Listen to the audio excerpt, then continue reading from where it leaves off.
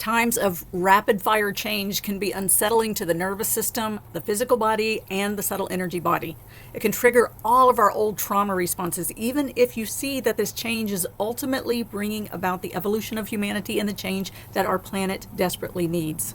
When we are in trauma response, in shock, the breath gets shallow, the throat gets tight, and a natural safety mechanism engages to close down our voices, to keep us quiet so we don't draw attention to ourselves and bring harm.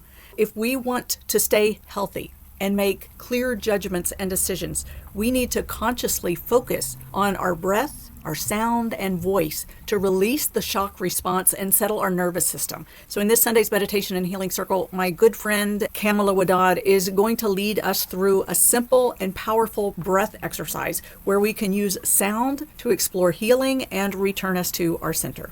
Join us on Sunday. The information is in the comments. I'll see you there.